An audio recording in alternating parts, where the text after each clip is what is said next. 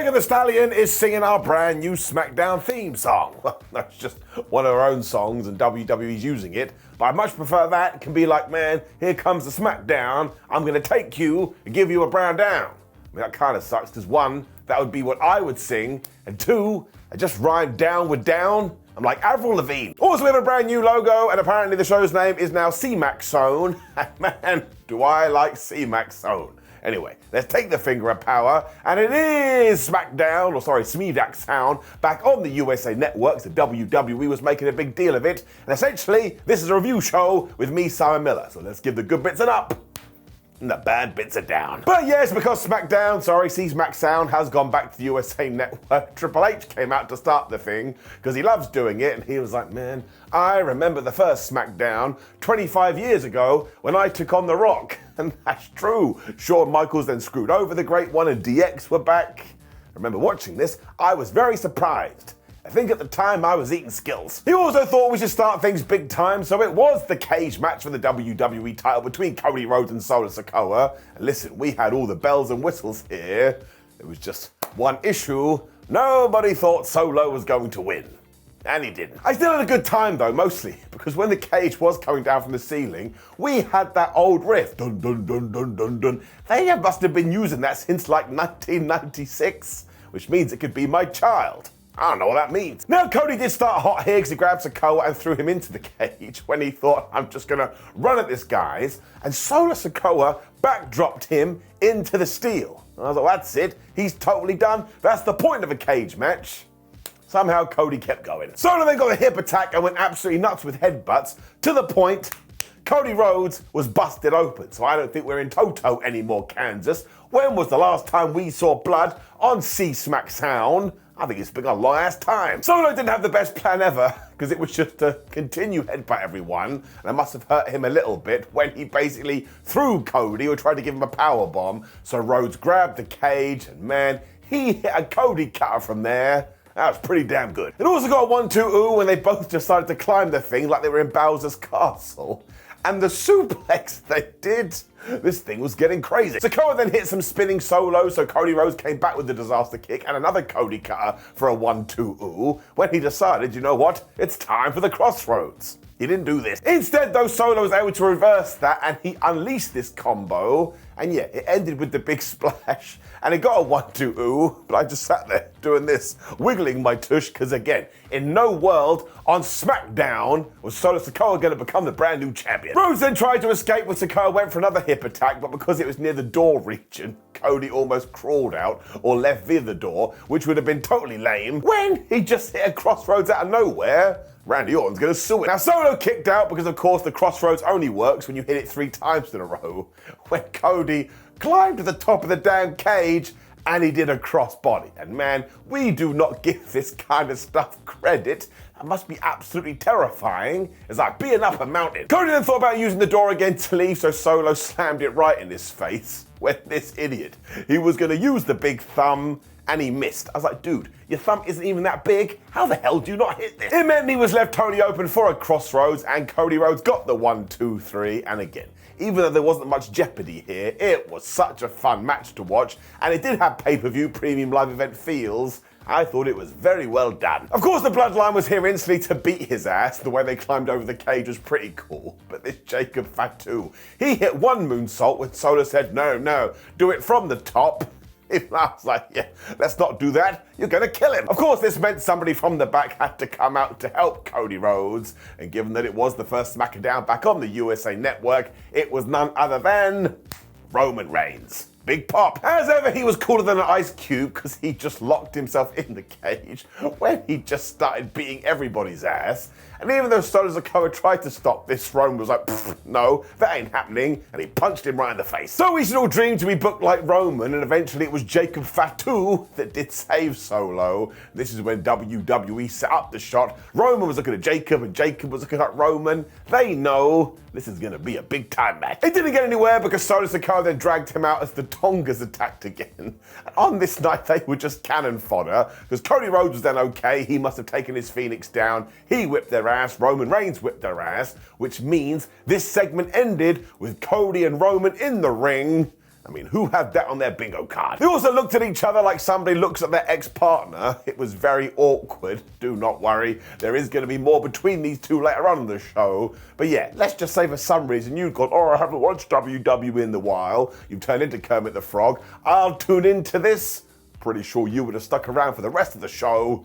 Give it up. We then cut to the back when Nick Aldis said, don't worry, I've locked them all in their locker room to keep SmackDown safe. That makes sense, because it is a locker room. Sorry. Turned out the Solo had asked for some kind of a match, but Nikki didn't even know what that looked like, so he was off to do some investigating. I mean, that is his job. When Michin destroyed Piper Niven. Now, I don't know whether this was because the opening cage match had gone too long, but I'm not kidding, dudes. 2 minutes. That's right. And Chelsea Green was out with Piper, and she got murdered too. What the flub is happening? Now, Piper did use Arkham Asylum tactics here because she ran at Michin, who just got out of the way. When she did a bunch of dives, because she doesn't like Chelsea, she found Kenny the Kendo Stick and just smacked her right in the face. Piper did take advantage of this and kind of smacked her a little bit. But when she tried to climb the ropes, Michin just went no. She retaliated when she hit the Eat Defeat. And she got the 1, 2, 3. I had to rewind and watch this twice. I thought maybe I'd accidentally taken some drugs and I was hallucinating. Now Green jumped her afterwards and laid her out with an unpretty on a trash can, which was very random. So I suppose they're going to do a street fight. I do think it was too quick. It's kind of weird. It was good it was too quick because Michin came across like a badass. But it was also a bit 2 + 2 = potato. It didn't make any sense. So I am drawn down the middle, but listen, I am very excited for what we could do with Michin here, because this is the way you do heat somebody up. So I am going to give it an up. It was a terrible choice of words. But yeah, somehow, even though I think it was meant to be quick, it was too quick, so I'm giving it a down. And listen, I know I'm talking gibberish. I cannot help how I feel, okay? I search my feelings like a Jedi. This is just where I ended up. And yes, it's a stupid show. I don't know why you watch it either. I'm talking about ups and downs, not see SmackDown. When we started to take a walk down memory lane, because throughout the show we did see a bunch of legends, and here it was Vicky Guerrero and Rob Van Dam. I don't want to be that guy, but it certainly feels like maybe WWE has been going around and telling the old timers, hey man, why don't you be exclusive to us? We also saw Gunther and Ludwig Kaiser in the crowd and everybody went boo. That's not very nice. They haven't even done anything yet. When things got really weird, because I was on SmackDown. I didn't even know I'd been booked. And this all comes down to the fact that there is no two ways about it now. In terms of modern day pro wrestlers, Kevin Owens is my favorite. I mean, this dude just approaches pro wrestling in the exact way I want someone to approach pro wrestling, and I'm totally in love with it. But it was A-Town Down Under versus Kevin Owens and a mystery partner when Kev was like, all right, look, listen, the dude I was meant to tag with, he was a bit late, so he's not going to be here on time. So instead, would you please welcome... And some random bald guy just walked down the aisle. And this is when my social media timeline blew up because the guy didn't have any hair. And some people were like, ha ha, Simon Miller. And some people, I think, actually thought it was me. But it was not me. I'm here to clarify.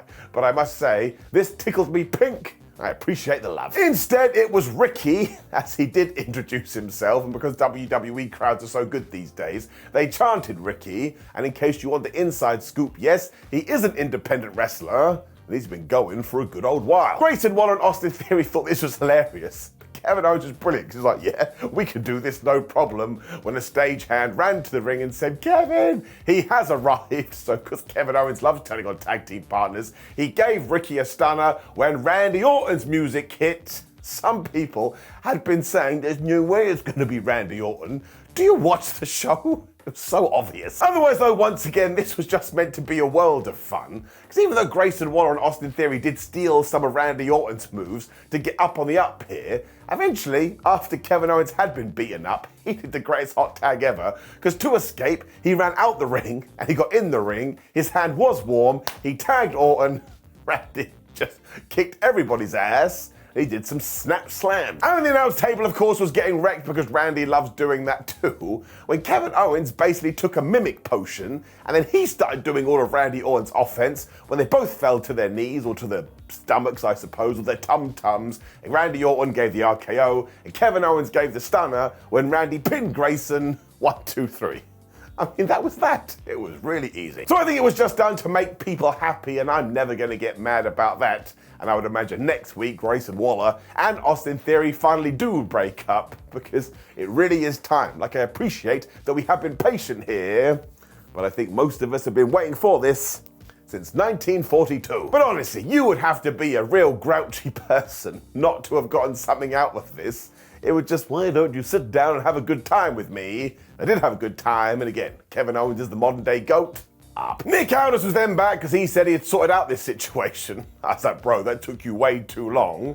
And either way, he was just gonna steal Solo's idea, because he wants a tag team match where he will team with Jacob Fatu to take on Roman Reigns and Cody Rhodes. I mean, hot damn. Now, Cody must have been sneaking around because he just zoomed in from nowhere. He was like, nope, I'm not gonna do it. The bloodline is not my problem. That is Roman's personal issues. So I'm sorry, Nicky Aldis.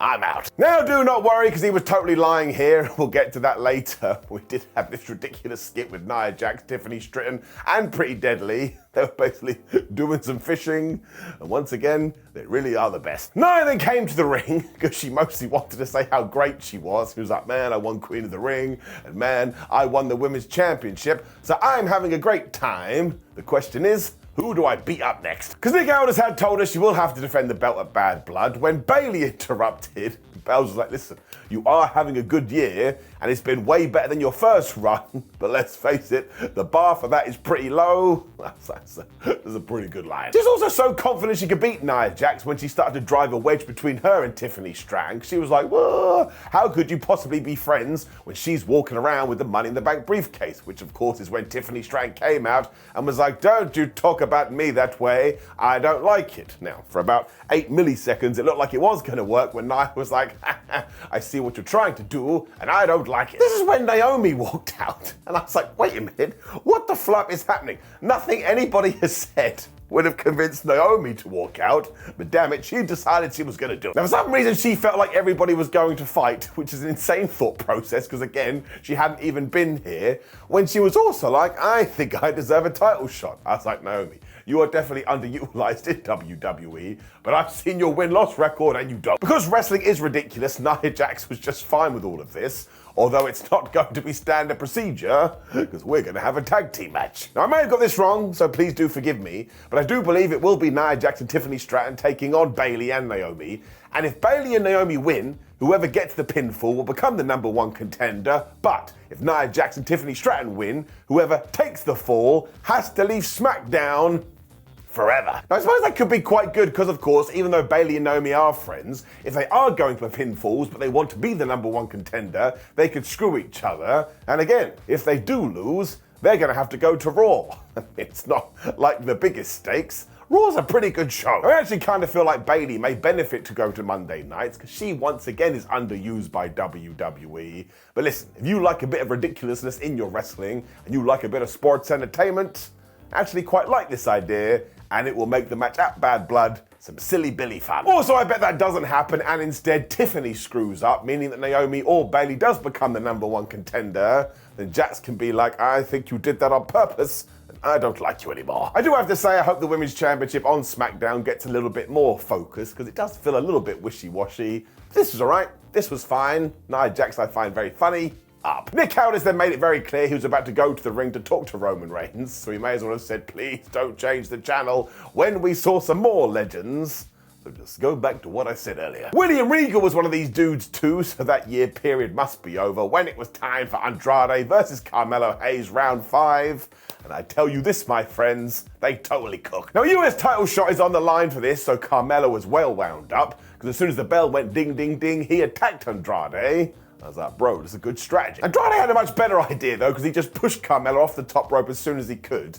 And given they were fighting on the outside, and they went onto Barricade, my gosh, Carmelo Hayes gave Mr. Tranquilo a Spanish fly, and Andrade landed right on his face. And even I was just wiggling and jiggling around. I looked horrible. Even after what was a death move, though, Hayes was not ready for what's about to come next, because he got struck by the most powerful force in all of sports entertainment, the commercial break. Because when we came back from the advert, Andrade was going for the double knees. Now, he did miss, but still, if you are a wrestler, keep an eye out for those commercials. Instead, Hayes was able to hit the first 48, but Andrade then came back with this incredible elbow to the face when we started to get the 1-2 oohs. Andrade then tried for the double moonsault, but he'd done too many of those, so Carmelo was able to get out the way when he was like, well, I'm going to go for nothing but net, but he missed 2, so now it was wrestling tennis, but they couldn't keep the ball in play. Andrade then got this incredible destroy where he did hit the double knees for a great false finish. At this point, I was like, man, you have got me, WWE.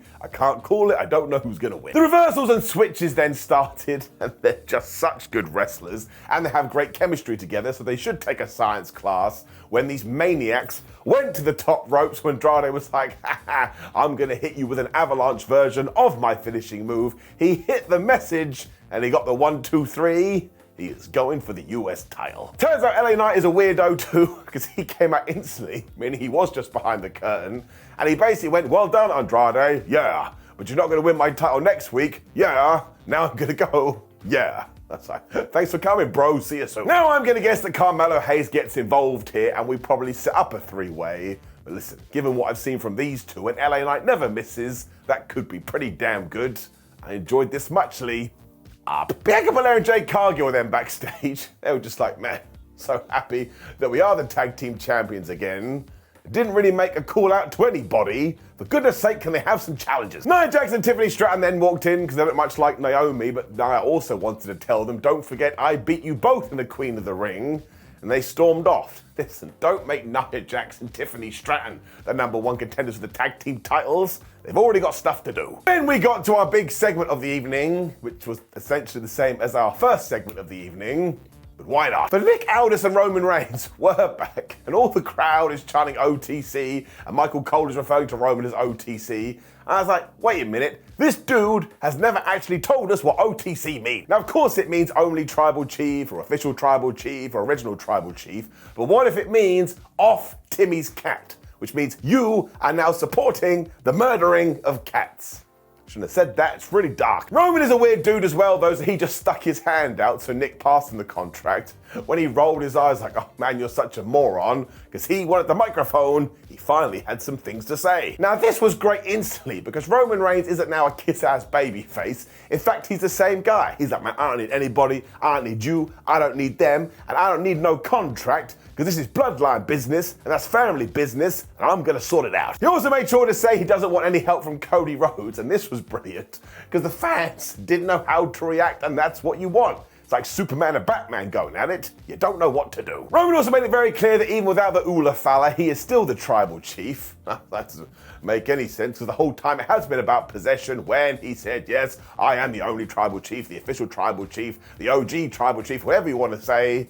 So now it has been clarified, it has nothing to do with cats. He also claimed that the WWE was his when Cody Rhodes came to the ring, and I was on the floor, because it does mean Cody was backstage talking to a production guy saying, listen, I'm going to stand here, but if he says the WWE is his, I'm going to go out there. And to be fair, he was true to his word. Now we got the dueling chant, so WWE must be so happy when Cody said, yeah, man, I heard all the little things coming out of your mouth, and sure, the WWE was once yours, but it hasn't been since WrestleMania. Shots fired. Now the fans at this point definitely felt like they were watching their parents get a divorce when they both dropped their microphones. And who knew what was going to happen? It kind of felt like they were going to have a fight. It really did look like somebody had shut down the Matrix when, of course, here came Sikoa and Jacob Fatu. But it was just a trick, because who attacked Cody and Roman? It was the damn Tonkins. But again, they were just cannon fodder on this week's episode of SmackDown. Reigns and Rhodes beat them up. Also, don't forget we can now call them Rhodes and Reigns, which means their tag team name can be Raw. Roman was then so mad he signed the contract, but it was kind of sold like, I just want to get back at these guys, so I'll do whatever I have to do, and Cody Rhodes must have had a similar feeling, because he stuck out his hand, he grabbed the deal, and he inked it. Rose's music then played, which is kind of interesting, as the commentator sold this like, well, they have to stop the bloodline, who do run amok throughout SmackDown, and nobody better start going, can they coexist? I know they can coexist. I just saw them coexisting in a ring. None of them disappeared and went into the Phantom Zone. This is absolutely huge, though. Let's not get that muddled up. It's Cody Rhodes and Roman Reigns teaming together, and I just thought we can actually call them Cody and Roman, so their tag team name should be The Car. I mean, you just know the old regime would have done that, but I am so intrigued to see how this is going to go. and it's made Bad Blood in terms of a pay-per-view premium live event super damn interesting. I mean, Cody and Roman together, probably gonna fall out and punch each other in the face. This really did feel like the biggest thing in the world.